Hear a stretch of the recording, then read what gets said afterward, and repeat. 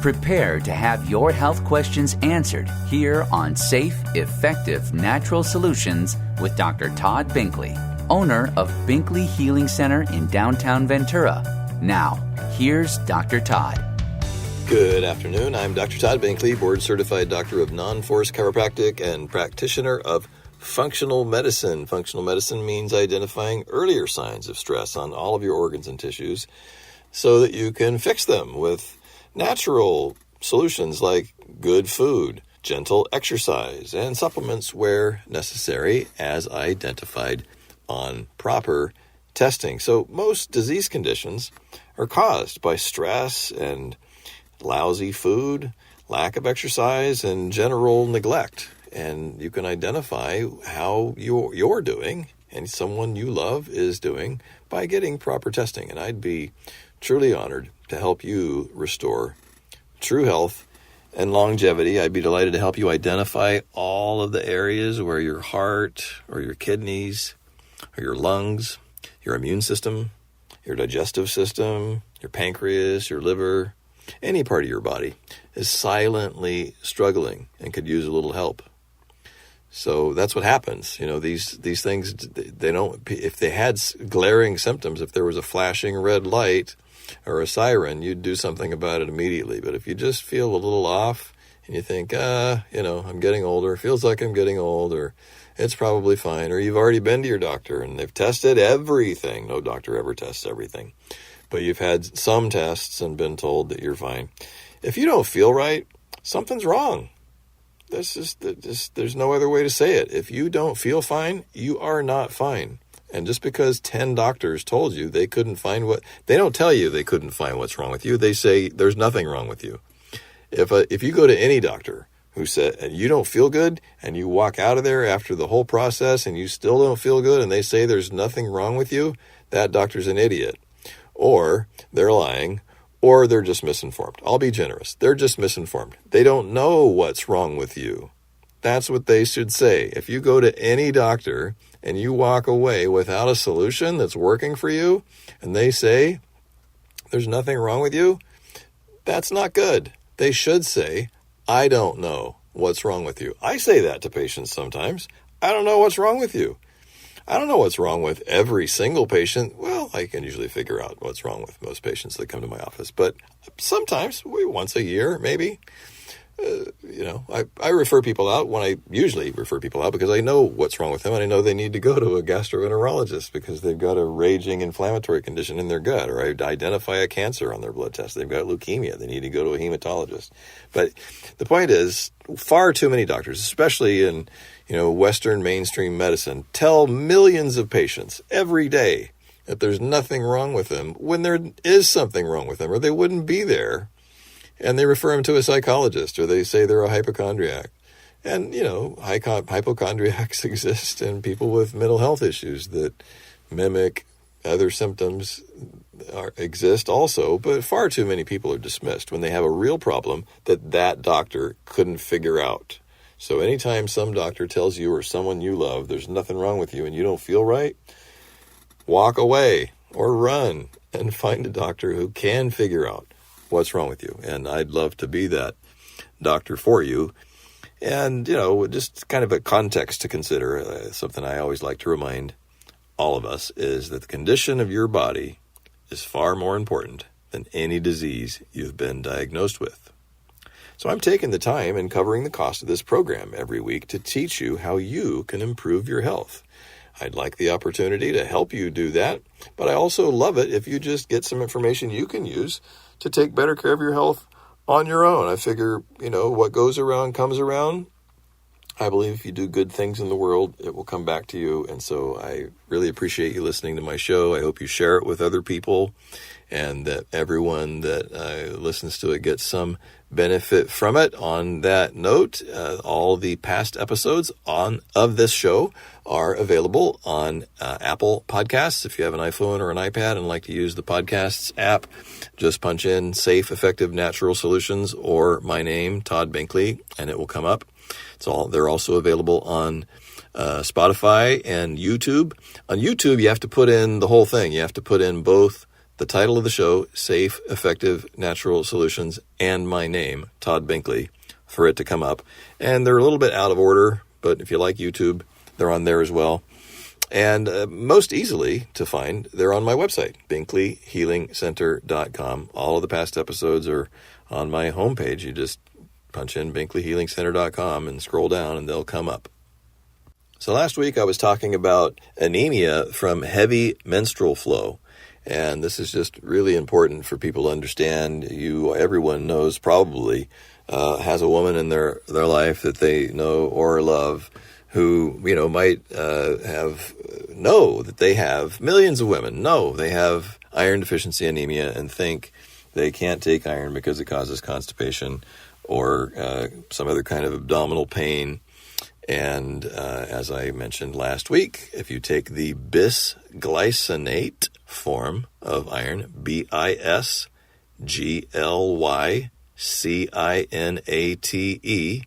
bisglycinate iron, doesn't cause any of those side effects. I've been giving it to thousands of women for 30 plus years. No one's ever had a problem with it. But most people still don't know about it because 99% of the iron supplements on the market are ferrous sulfate. Any medical doctor who identifies a full-blown anemia will, if you don't need a blood transfusion or some other kind of medication, they'll tell you to take an iron supplement and give you a prescription for crappy ferrous sulfate. If you go to GNC or Trader Joe's or any Costco or any store and look for iron supplements, it's virtually guaranteed that all of them are going to be ferrous sulfate. No one should take ferrous sulfate. They should take bisglycinate iron, and it'll fix the anemia. So just a little recap there. I mentioned that again because anemia is undiagnosed, especially anemia, is one of the most common causes of fatigue. How do you really know? Most people find out they have anemia when they have fatigue, when they have tiredness, when they have lack of energy. Different people express the sensation in different ways, but from a functional perspective, lack of energy, fatigue, tiredness, they're all basically functionally the same thing. They have similar causes that overlap, let's put it that way. And so today we're going to talk about fatigue. And the most important thing, fatigue is one of the most common things people come to me for. I strongly suspect it's one of the most common symptoms people present with to any functional practitioner and a lot of mainstream medical doctors as well. I just don't feel right. I'm exhausted all the time and there's, no reason for it. Okay, I'm getting a little bit older, but I'm still eating right. I'm still exercising. I'm still doing all the right things and I'm exhausted. Why? Why? Especially if it's, suddenly appeared just out of nowhere last week or 6 months ago, or even if it's been going on for a couple of years. If you haven't figured out why, and no other doctor's been able to figure out why, there probably is a solution. There probably is a reason, but it's never a single reason. Fatigue is never caused by one thing. I'm just going to say that. I've never seen a case of significant fatigue that had one cause. It's never one thing. It's always a number of things, often almost always half a dozen things, minor things contributing to it. And that's why no one can ever find out truly what's causing their fatigue, is because it's not one thing. It's a half a dozen things or a dozen things or more. And I see this so often that I even set up a separate website that you can go to called fatiguefreeliving.com. Fatiguefreeliving.com. I set up that website just to talk about all of the things that can contribute to fatigue. It starts with the dozen most commonly overlooked causes of fatigue, and there's a really excellent case study that I present there of a woman who had 47-year-old woman, hairdresser with fatigue, which I'll come back to. And if you go to the bottom, you can sign up and receive my report on these dozen most commonly overlooked causes of fatigue. And as a little secret, when you get that report, it includes another dozen, because I could easily come up with 24 commonly overlooked reasons that, causes of fatigue that people just never really figure out. Most doctors don't test for, most patients are unaware of. They are identifiable and they are correctable. I'm Dr. Todd Binkley. You're listening to Safe, Effective, Natural Solutions to Almost Any Health Challenge. We're talking about fatigue today, one of the most common things people come to see me for. And so here we go. Here are the dozen most commonly overlooked causes of fatigue that I see in my practice. Number one, we've already talked about iron deficiency anemia. Huge, and almost always overlooked when it is present. Number two, pre-diabetes. Have you had an A1C test? So lots of people know about the blood sugar test. Most doctors, if you get any routine blood work, they will test your fasting glucose level. When you get a blood test, if you have to fast, you have to do a 12-hour fast. You don't have to fast for all of those tests. The main ones you have to fast for to get an accurate reading are your glucose and your cholesterol. There are a few others, but those are the two most important ones that if you don't do a 12-hour fast, you won't get an accurate reading because your blood sugar and your cholesterol might still be high from the last meal that you had.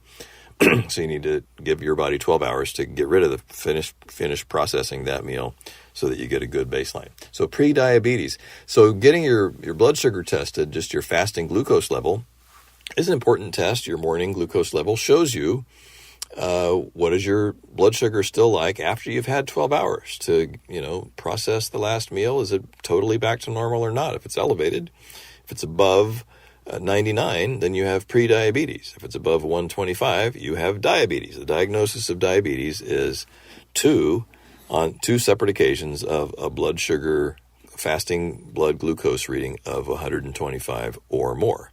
Alternatively, you can also diagnose it with the A1C test. A1C is short for hemoglobin A1C because blood sugar binds to your red blood cells.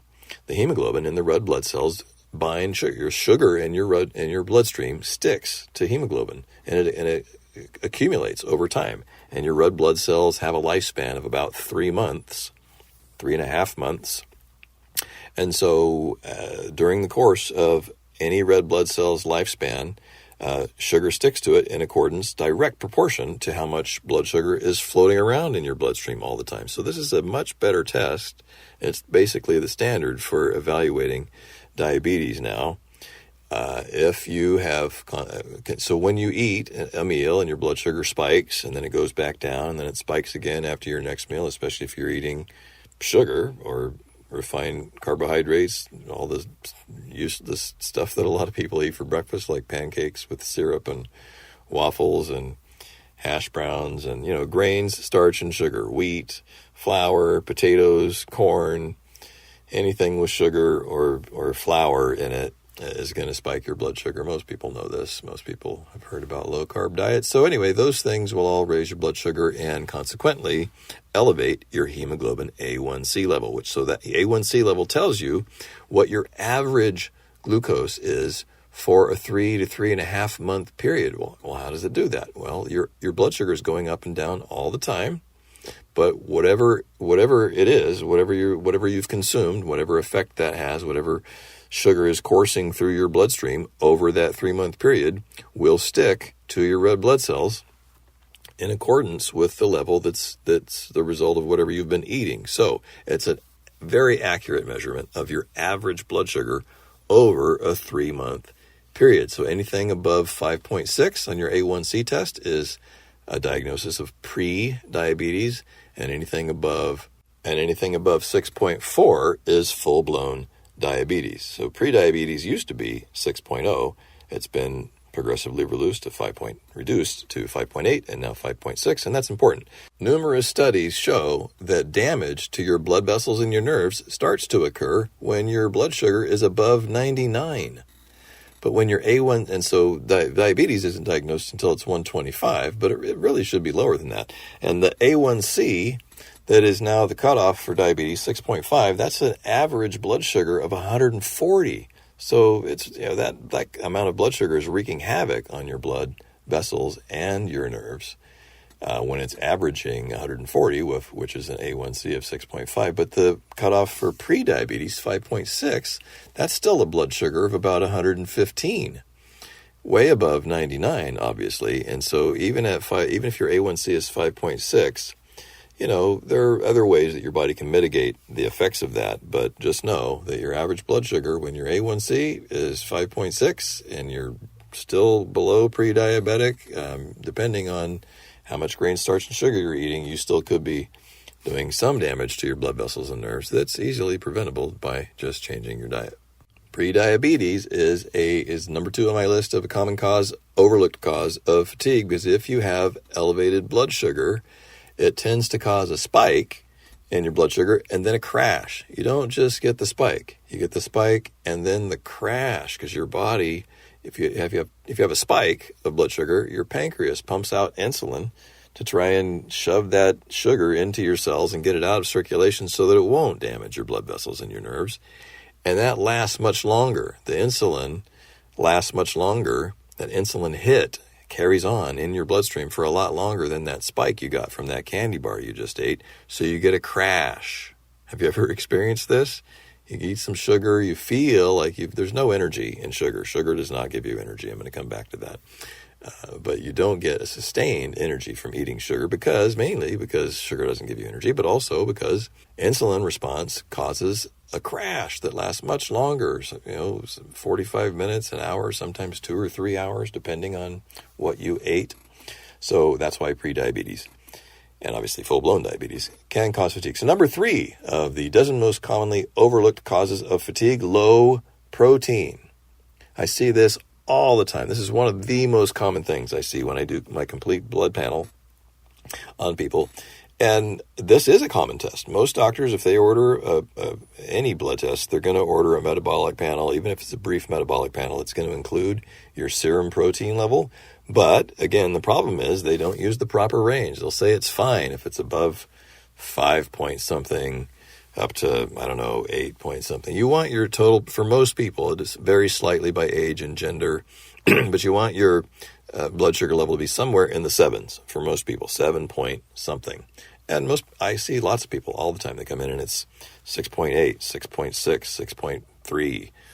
Anything below 7 is usually too low and low enough to contribute to fatigue and also impair healing and repair. Protein is the basic building block for nearly every tissue in your body. Most of the structure of your organs and tissues is collagen and other proteins that your body has to make from food. And if you're not eating adequate protein, then that's obviously not going to happen.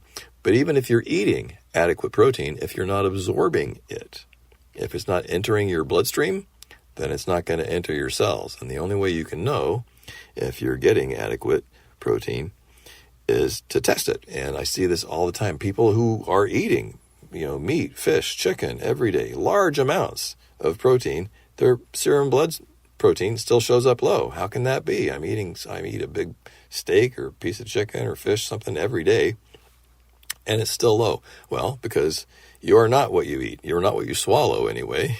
You are what your body is able to digest and assimilate, and it has to go beyond your stomach. After you swallow it, it has to be digested into your bloodstream and be escorted into cells, and that's what's missing. So a lot of people eat plenty of protein but lack sufficient hydrochloric acid in their stomach to digest it, or sometimes other enzymes, or sometimes they're just not eating enough protein. So low protein, very common cause of fatigue. Number 4, dehydration.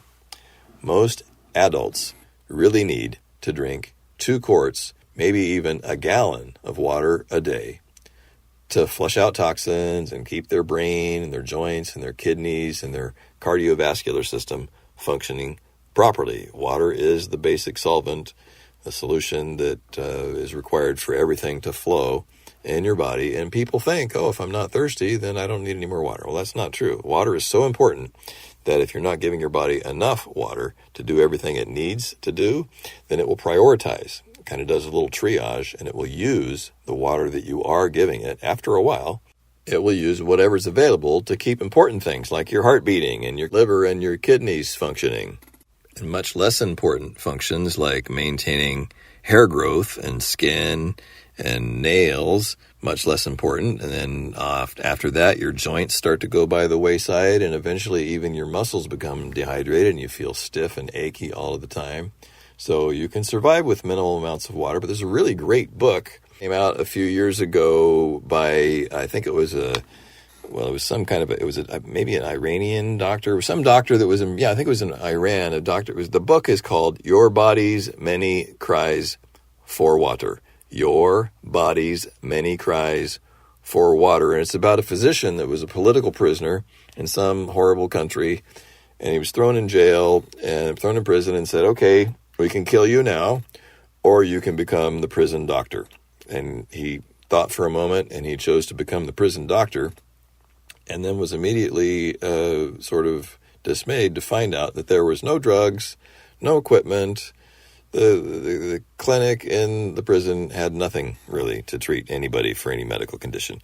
And so he just started giving everybody water because that was all he had available. And he knew how important it was. And he records this amazing book. It records literally miracles happening in these poor, miserable people. Who knows why they were there? Probably a lot of them deserve to be there. But the bottom line is it's a great example of how important water is. You can literally save people from conditions that might otherwise cause death by just giving them enough water for their body to flush out toxins and heal and repair basic tissues. So that's number 4 on our list. Number 5 on the list of the dozen most commonly overlooked causes of fatigue is subclinical hypothyroidism. Well, why do I say subclinical? That's kind of a technical term. Well, because lots of people go, especially women over 50, I think probably half women over 50 have subclinical hypothyroidism. What does that mean? It means they go to their doctor, they have fatigue, they go to the doctor, they get their thyroid tested, and they don't even test their thyroid. They do one test, which is called TSH, thyroid stimulating hormone. TSH, thyroid stimulating hormone, isn't even a thyroid test. It's a pituitary test. The pituitary gland makes this hormone to tell your thyroid to make more thyroid hormone if it's low. And it's a great test. It's an important test, but it doesn't tell you the whole picture. It can be fine, and you can still have functional low thyroid. So to really know if you have low thyroid, you need to test, among other things, your free T3 level. So you may not need a prescription for Levothyroxine or Synthroid, the most common form of thyroid hormone medication. But think of the thyroid as the furnace of the endocrine system. It kind of keeps everything else cooking at the proper speed and temperature, and a slight deficiency has profound long-term effects. Number 6 on our list of the most commonly overlooked causes of fatigue, chronic subclinical infections. Well, everyone knows what an infection is, at least when you have an acute infection. If you have a fever, you have aches and pains, you have cold or a flu, people are familiar with that, but most people are not familiar with a chronic infection. That means you have some kind of a bug somewhere in your body that your immune system's never been able to completely fight off. And so it persists and creates a constant strain on your immune system. 3 most common places that this happens are in your gums, your sinuses, or your gut. Well, you usually know it if you have a gum infection, and you usually know it if you have a sinus infection. You usually often don't know it if you have too many bad bacteria in your gut. That too many bad bacteria and not enough good bacteria that are constantly straining your immune system. So this shows up as a diminished white blood cell count. When you do a complete blood count, your white blood cell count will be low as opposed to high, like when you have an acute infection, a cold or a flu. Your white blood cell count will go down because your body is unable to keep up with demand. So most doctors ignore this because it's not an acute infection that requires antibiotics. There's no medical treatment really for a subclinical chronic infection. There are numerous natural treatments, just eating better food, taking some supplements that are essential for boosting your immune system. Something as simple as just getting adequate amounts of vitamin D can often cure a chronic subclinical infection and fix your fatigue. We're about to run out of time. I've been talking about the 12 most commonly overlooked causes of fatigue. We've gotten through 6 of them this week, so next week we'll go through another 6, perhaps even more. In the meantime, check out my fatigue website, fatiguefreeliving.com, for more information about this. And as always, thank you for tuning in. I look forward to speaking with you right here next Friday at 2 p.m. Have a wonderful weekend. You've been listening to Safe, Effective Natural Solutions with Dr. Todd Binkley. If you have a health question you want discussed on the show, email your health questions to Dr. Binkley at binkleyhealingcenter.com. Take advantage of this opportunity to ask questions for yourself and for your loved ones, because our health matters. Join him next Friday at 4 p.m. for safe, effective natural solutions right here on 98.3 The Word, KDAR.